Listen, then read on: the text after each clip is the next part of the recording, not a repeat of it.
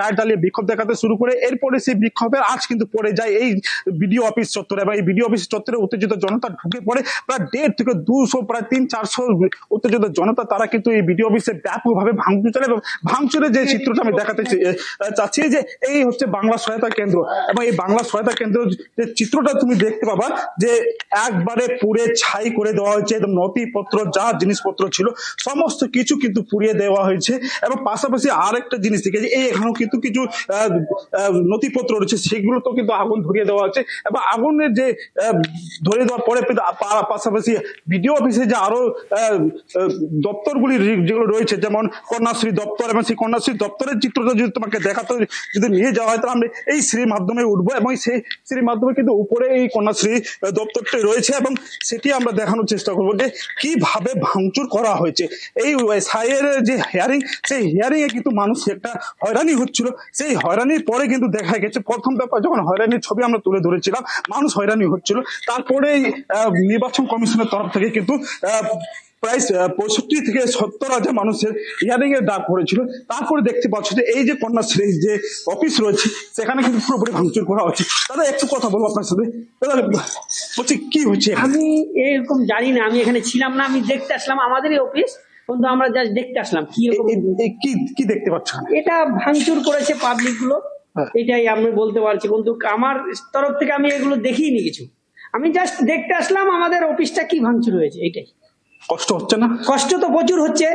আমাদের পঞ্চায়েত থেকে প্রিন্টারটা নিয়ে আসে, সেটা পর্যন্ত ভেঙে গেছে। তাহলে আমাদের তো অনেক মানে ক্ষতি হয়েছে, অনেক ক্ষতি। এটাই বলতে পারছি।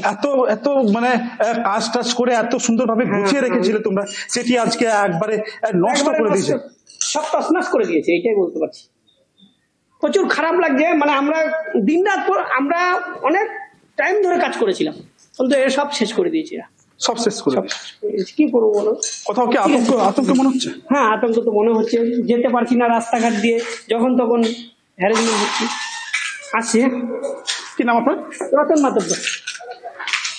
একেবারে চঞ্চল সেই ছবি এই মুহূর্তে আমরা দেখতে পাচ্ছি। ভিডিও অফিসে কাজ উত্তর দিনাজপুরের চাকুলিয়ায় রীতিমতো বিক্ষোভ, এবং সেই বিক্ষোভে উত্তেজনা। বিডিও অফিসে ভাঙচুর, কিভাবে টেবিল চেয়ার প্রিন্টার ভাঙচুর করা হয়েছে। এবং বাংলা সহায়তা কেন্দ্রের ছবি এই মুহূর্তে আপনারা দেখছেন। বাংলা সহায়তা কেন্দ্রে সেখানেও আগুন ধরিয়ে দেওয়া হয়, একবার নয় একাধিকবার।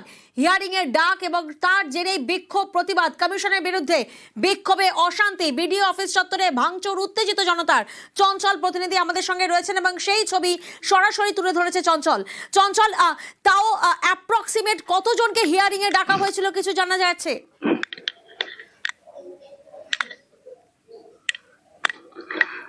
দেখো, প্রথম দফা থেকে যখন শুরু হচ্ছিল তো প্রতিদিন 400 থেকে 500 মানুষকে কিন্তু হিয়ারিং এর ডাক চলছে। হিয়ারিং এর প্রক্রিয়া কিন্তু চলতেই ছিল। তার মাঝে কিন্তু যেটা অভিযোগ উঠে আসছে, যেটা নির্বাচন কমিশনের তরফ থেকে যেটা নতুন করে যে নির্দেশিকা জারি করা হয়েছে, যে প্রায় 65 থেকে 70,000 মানুষকে হিয়ারিং এর ডাক দেওয়া হচ্ছে, এবং সেই হিয়ারিং এর যে নোটিশ, সেই নোটিশ কিন্তু প্রত্যেক মানুষের হাতে কিন্তু প্রায় ধরিয়ে দেওয়া হয়েছিল। তারপরে দেখতে পাচ্ছে যে এই হিয়ারিং এর নোটিশ, মানে প্রথম দফায় যখন প্রায় 4 থেকে 5,000 মানুষের হিয়ারিং এর ছিল, তখন মানুষ বুঝতে পারছে যে যারা হয়তো কোনো কাগজপত্রে কোনো ডিসপুট রয়েছে বা কোনো ডকুমেন্টের ডিসপুট, তাদেরই নাম আসছে। কিন্তু এইভাবে যে একবারে যে 65 থেকে 70,000 মানুষকে ডাক দেওয়া হচ্ছে, এতে কিন্তু একটা ক্ষুব্ধ হয়ে গেছে। কারণ শুরু থেকে একটা হিয়ারিং এ আসাতে মানুষ হয়রানি হচ্ছিল। বৃদ্ধ থেকে নিয়ে যারা প্রতিবন্ধী রয়েছে তারাও হিয়ারিং এ আসতে হয়েছিল। নির্বাচন কমিশন কিন্তু এই নির্দেশিকা জারি করেছিল তাদের বাড়িতে নেওয়া হবে, কিন্তু সে বাড়ি তো নেওয়া হয়নি, তাদেরকেও আসতে হয়েছে। তোমাকে একটা জিনিস দেখাতে বলছি, যে সবচেয়ে গুরুত্বপূর্ণ যে নথি বা যে সবচেয়ে গুরুত্বপূর্ণ যে কাজ হয় সেটা দেখাতে যাচ্ছি। যে এই যে কন্যাশ্রী যে সবচেয়ে বড় প্রকল্প রয়েছে, এই যে রূপশ্রী প্রকল্প তুমি দেখতে পাচ্ছ, যে রূপশ্রী প্রকল্পের এখানে নাম রয়েছে, এই টেবিলটা হচ্ছে রূপশ্রী প্রকল্প। এখানে কোনো কিছু নাই। তার যে এই কম্পিউটার, এই কম্পিউটার সমস্ত কিছু নথিপত্র কিন্তু ডকুমেন্ট তারা আপলোড করেছিল, সেগুলো কিন্তু নষ্ট করে দেওয়া হচ্ছে। একবারে বলা যেতে পারে যে উত্তেজিত জনতার যে এত বড় একটা আক্রোশ যে তারা দেখাবে, তা কিন্তু কেউ ভাবতে পারেনি। ভেবেছিলেন যে রাস্তাঘাটে যখন আন্দোলন হচ্ছে তো রাস্তাঘাটই থাকবে, কিন্তু সেই রাস্তাঘাটের আন্দোলন যখন বিডিও অফিস চত্বরে কিন্তু উঠে আসে তা কিন্তু একবারে বুঝতেই পারছো যে একবারে রণক্ষেত্রের চেহারা পরিণত হয়, ভাঙচুর করানো হয়, এমনকি রূপশ্রী এবং কন্যাশ্রীর যেসব দপ্তরগুলি রয়েছে, যেসব টেবিলগুলি রয়েছে সেগুলি ব্যাপকভাবে ভাঙচুর করা হয়েছে, যা একেবারে চঞ্চল, এই পরিস্থিতি কিন্তু বিক্ষোভ প্রতিবাদ ভয়াবহ কখন পরিস্থিতি শুরু হয় এবং কতজন এই বিক্ষোভ প্রতিবাদ দেখাচ্ছিলেন? অর্থাৎ এই জন্যই তোমাকে জিজ্ঞাসা করা হচ্ছে, যেভাবে আমরা দেখতে পাচ্ছি ছবিতে যে বাংলা সহায়তা কেন্দ্র বা বিডিও অফিস ভাঙচুর করা হয়েছে, টেবিল, চেয়ার, কম্পিউটার, প্রিন্টার সবই ভাঙচুর করা হয়েছে। কতজন মিলে বিক্ষোভ প্রতিবাদ দেখাচ্ছিলেন এবং কতক্ষণ ধরে চলে এইভাবে ভাঙচুর? हो रहा है चाकुलिया ब्लॉक की ये तस्वीरें मैं आपको दिखा रहा हूँ। দেখো আজ সকাল থেকে কিন্তু চাকুলিয়ার বিভিন্ন এলাকা, তো চাকুলিয়া বেরিয়া মোড়, চাকুলিয়া পাহাড়টি, তারপরে বিনার্ধ, এই সব এলাকা এবং কালীবাড়ি মোড়, এই চাকুলিয়া থানার সামনে এই সব জায়গায় কিন্তু রাস্তা প্রথমে অবরোধ করে এবং রাস্তা অবরোধ করার পরে টায়ার জ্বালানো হয়, সেখানে কিন্তু বিক্ষোভ শুরু হয়। বিক্ষোভ প্রায় ঘন্টার পর ঘন্টা চলতে থাকে এবং ঘন্টার পর ঘন্টা চলতে থাকার পরে কিন্তু দেখা গেছে আস্তে আস্তে যে জনগণ, যারা উত্তেজিত জনতা তারা কিন্তু দফায় দফায় কিন্তু জমায়েত হতে শুরু করে। এরপরে কিন্তু পুলিশ যখন পরিস্থিতি নিয়ন্ত্রণে আনতে যখন যায় ঘটনাস্থলে, তারপরে কিন্তু আরো পরিস্থিতি উত্তেজনা ছড়িয়ে পড়ে। এরপরে সেই উত্তেজিত জনতা প্রায় বহু মানে শয়ে শয়ে জনতা তারা কিন্তু সেই বিডিও অফিস চত্বরে আসে এবং বিডিও অফিস চত্বরে আসার পরে যা দেখে যাচ্ছে যে একবারে উত্তেজিত জনতা কিন্তু ব্যাপক ভাঙচুর করে এবং ভাঙচুর করার পরে যে দপ্তরগুলি রয়েছে, যে বাংলা সহায়তা কেন্দ্র দপ্তর সবচেয়ে গুরুত্বপূর্ণ দপ্তর এবং সেই গুরুত্বপূর্ণ দপ্তরে কিন্তু নির্ভরশীল বহু মানুষ, সেই দপ্তরও কিন্তু আগুন কিন্তু পুড়িয়ে দেওয়া হয়েছে ভাঙচুর করে। তার পাশাপাশি যে কন্যাশ্রীর যে সমস্ত রকমের যে প্রকল্পের যে কাজ হয় বিডিও অফিসের উপরে, সেই বিডিও অফিসের উপরে কিন্তু সমস্ত রকমের জিনিসপত্র কিন্তু ভাঙচুর করে দিচ্ছে। এখানে যারা কর্মীরা রয়েছে তারাও কিন্তু রয়েছে, তাদেরও হয়তো মনে কোথায় একটা হচ্ছে কি যে একটা কষ্ট তো রয়েছে, কারণ এটা তারা প্রত্যেক দিন আসে এই বিডিও অফিসে এবং প্রত্যেকদিন আসার পরে কাজ করে। আজকে যে চিত্রটা, দিদি প্রত্যেকদিন তো কাজ করেন আপনারা, কিছু বলুন। আমি কিছু বলবো না দাদা, প্লিজ। দাদা আপনি তো প্রতিদিন এখানে কাজ করতে আসছেন, এই দৃশ্যটা কোনোদিন ভেবেছিলেন? এটা আমরা কখনো ভাবতে পারিনি, এবং আমরা যেহেতু রেগুলার এখানে কাজ করতে আসি, ঠিক আছে, এটা তো আমাদের একটা পরিবারের মতো, কারণ এখানে আমরা জীবনের মানে যে সময়টা প্রতিদিন যে সময় দিই সবচেয়ে বেশি এখানেই দিই, আর এখানে এইভাবে ভাঙচুর করে গেল, এটা সত্যি আমাদের খুব কষ্ট লাগছে। আপনারা তো তিল তিল করে কাজ করে সাজিয়েছিলেন, অবশ্যই অনেক রেকর্ড নষ্ট হয়ে গেল, কোথাও কষ্ট হচ্ছে না? অবশ্যই খুবই কষ্ট। একেবারেই চঞ্চল, হিয়ারিং হয়রানির প্রতিবাদ, বিক্ষোভ, তুলকালাম। চঞ্চল, তুমি আমাদের সঙ্গে থাকো।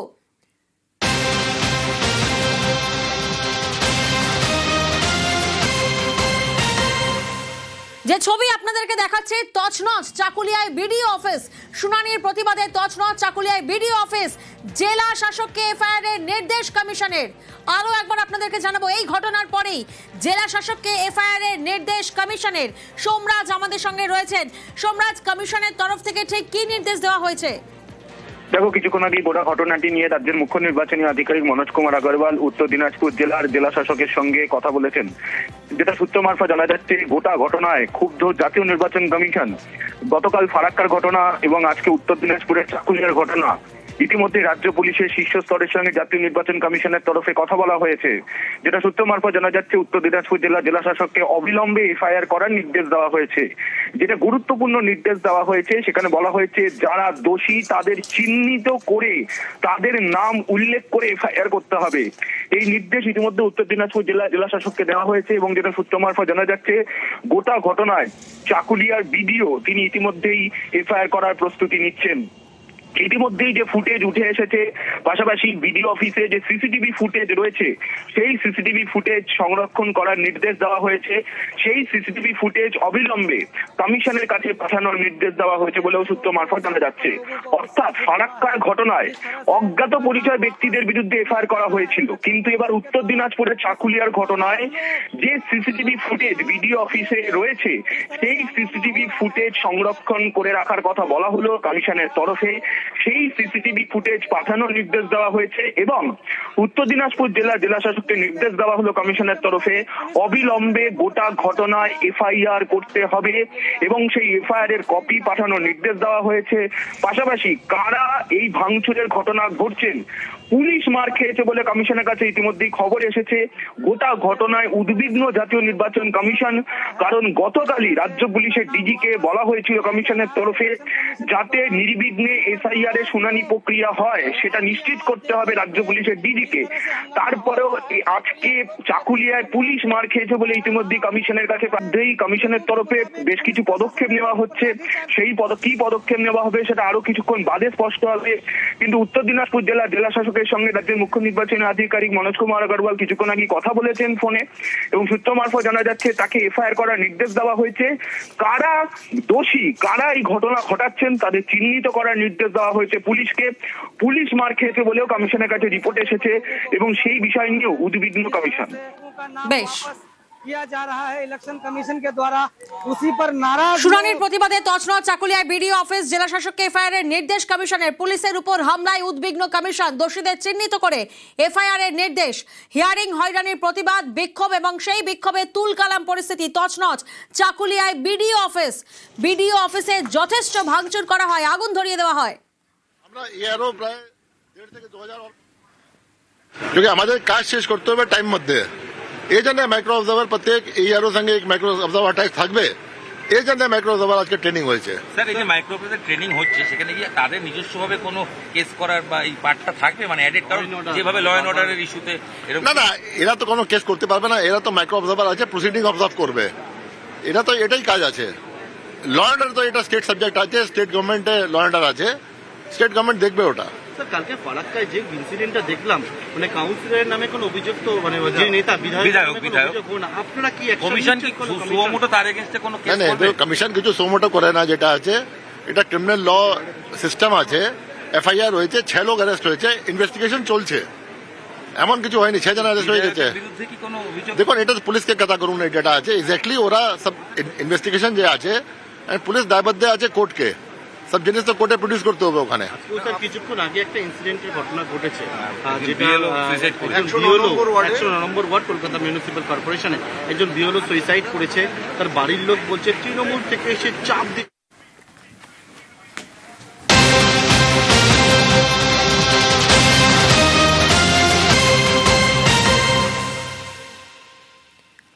আর নজর রাখবো এই মুহূর্তে বাঁকুড়ার দিকে। বাঁকুড়ার ছাতনায় ফর্ম 7 জমা নিয়ে রীতিমতো উত্তেজনা। বিডিও অফিসে বিজেপি তৃণমূল তুমুল ঝামেলা। যে ছবি এই মুহূর্তে আপনারা দেখছেন বাঁকুড়ার ছাতনায়, সেখানে ফর্ম 7 জমা নিয়ে তুমুল উত্তেজনা। বিডিও অফিসে বিজেপি তৃণমূল তুমুল ঝামেলা।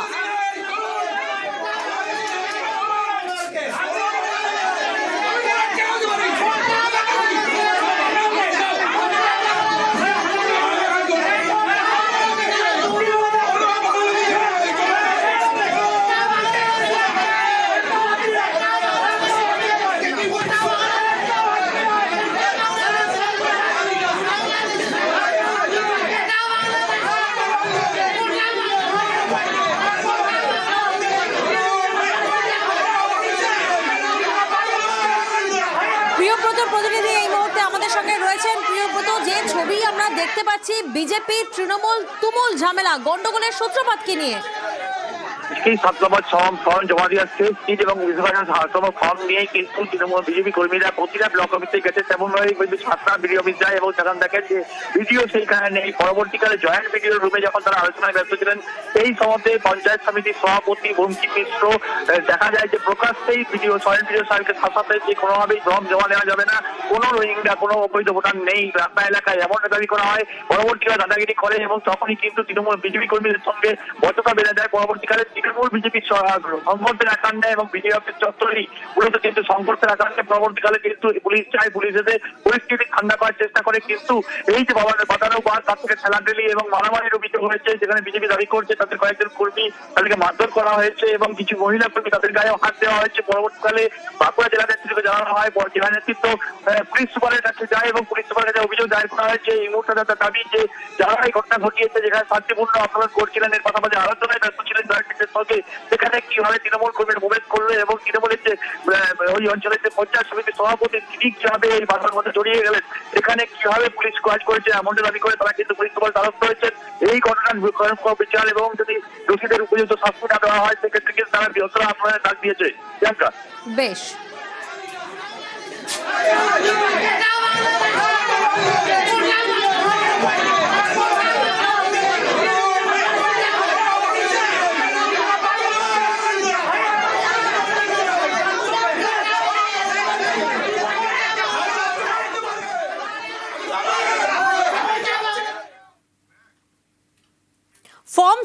জমাকে ঘিরে শুধুমাত্র বাঁকুড়া ছাতনায় নয়, আলিপুরদুয়ার সেখানেও উত্তেজনা। আলিপুরদুয়ারে ফর্ম 7 জমাকে কেন্দ্র করে রীতিমতো উত্তেজনা। ইয়ারোর সঙ্গে বিজেপির BLA-2দের তর্কাতর্কি।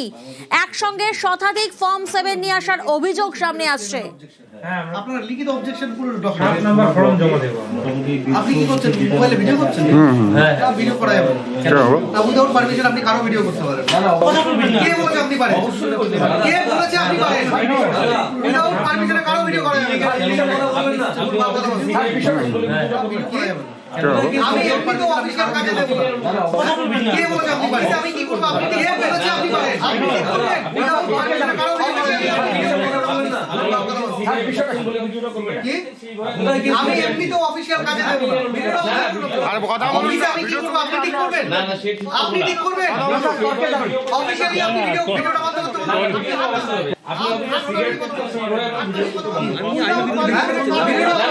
আর কথা বলুন না, ভিডিও চলতে তো আপনার অসুবিধা কি? কথা বলবো না আপনার কথা বলুন। আপনি নেবেন না না নেব না সেটা বলেন আপনি হাত ধরিয়ে কথা বলেন আমি আইনবিরুদ্ধে কাজ করতে ভিডিও করা যায় না যেখানে বাংলাদেশি ভোটাররা আছে, নির্দিষ্ট তাদের কিছু তথ্য নিয়ে আমরা জয়েন্ট স্যারের কাছে যাই কমপ্লেন করতে। উনি কোনোভাবেই সেই কমপ্লেন নিতে রাজি হলেন না। ধিক্কার জানাই, এবং এরা এইভাবে কলকাঠি যদি না রেও তারা কিছু করতে পারবে না। আমরা বিজেপির কর্মীরা প্রত্যেকে অতন্ত্র প্রহরীর মতো আছি। আগামী দিনে প্রয়োজনে আমরা ওনাদেরকে বৃহৎ আন্দোলনের মাধ্যমে সাংবিধানিক পাঠ শেখাবো। বিজেপির একজন নেতা আধিকারিকদের শাসাচ্ছেন এবং এই ক্ষেত্রে নির্বাচন কমিশন কিন্তু কোনো পদক্ষেপ নিচ্ছে না। বেছে বেছে নাম বাদ দেওয়ার একটা চক্রান্ত চলছে, যেটাকে বলছে লজিক্যাল ডিসক্রিপেন্সি। তৃণমূল কংগ্রেসের কর্মীরা BLA-2রা যখন তাদের সেই কাগজপত্রগুলো জোগাড় করে দিচ্ছেন, সেই অবস্থায় দাঁড়িয়ে ওরা এই ফর্ম 7 ফিল আপ করে জেনুইন ভোটারদের নাম বাদ দেওয়ার একটা চক্রান্ত করছে। অন্যদিকে ফের SIR আতঙ্কে মৃত্যুর অভিযোগ। মুর্শিদাবাদের শামশেরগঞ্জে এক বৃদ্ধের মৃত্যু। SIR আতঙ্ক এবং সেই আতঙ্কেই মৃত্যুর অভিযোগ পরিবারের তরফ থেকে করা হচ্ছে। প্রণব প্রতিনিধি আমাদের সঙ্গে রয়েছেন। প্রণব, কি জানা যাচ্ছে? দেখুন, নামের বানান ভুল ছিল বলে ওই বৃদ্ধ রীতিমতো ভাবে আতঙ্কে ছিলেন। তিনি হিয়ারিং এও গিয়েছিলেন, সমস্ত কাগজপত্র জমা দিয়ে এসেছিলেন। আজকে আবার তার ছেলে এবং বউদের নামেও কিন্তু হিয়ারিং এর ডাক আছে এবং তারা সেই সময় হিয়ারিং এর লাইনে দাঁড়িয়েছিলেন। সেই সময়তেই বৃদ্ধ কিন্তু আতঙ্কেই তার হৃদরোগে আক্রান্ত হয়ে বাড়িতে মারা যায়। পটু শেখ, তার নামের বানানটা ছিল পুটু শেখ, সেই জায়গাটা পটু শেখ থাকার জন্যই কিন্তু তার এই। এবং তারপরেও তার ছেলেদের নামেও যেহেতু ছেলে এবং বৌমাদের নামেও যেহেতু হিয়ারিং এ ডাক এসেছে, সেই নিয়ে কিন্তু গত দুদিন ধরে প্রচন্ডভাবে আতঙ্কিত হয়ে পড়েন এবং সেই কারণেই তার মৃত্যু হয়েছে বলে কিন্তু পরিবারের পক্ষ থেকে দাবি করা হচ্ছে। চাপে মারা গেল বলে আমরা জমা দিতেছিলাম। হিয়ারিং করতেছিলেন? শুনলাম যে শ্বশুর মারা গেছে। টেনশনে ছিল? হ্যাঁ, স্যারের চাপে। আপনাদের হিয়ারিং হলো? হলো। চন্দ্রযান অভিযানের বিজ্ঞানীকেও SIR শুনানি। হাওড়ার বাসিন্দা অভিজিৎ বন্দ্যোপাধ্যায়কে নোটিশ। চন্দ্রযান অভিযানে গুরুত্বপূর্ণ ভূমিকা পালন করেন তিনি, আর তাকে SIR শুনানির নোটিশ। দেবাশিস প্রতিনিধি আমাদের সঙ্গে রয়েছেন। দেবাশিস, এই যে বিজ্ঞানী অর্থাৎ অভিজিৎ বন্দ্যোপাধ্যায়, তিনি চন্দ্রযান অভিযানের বিজ্ঞানী এবং তাকে SIR শুনানির নোটিশ ঠিক কোন পরিপ্রেক্ষিতে, কোন কোন গ্রাউন্ড দেখানো হয়েছে? দেখো, মূলত গ্রাউন্ড দেখানো হয়েছে যে তিনি নাকি দীর্ঘদিন ধরে বিদেশে থাকেন এবং তার এখানে বসবাস তিনি করেন না। তাকে SIR যখন কাগজ দিতে গেছিল সেই সময় নাকি তার বাবা মা থাকলেও তিনি ছিলেন না। ফলে বিভিন্ন ইস্যুতে তাকে কিন্তু তার ভারতীয় নাগরিকত্ব রয়েছে তা প্রমাণ করতে তাকে ডাকা হলো।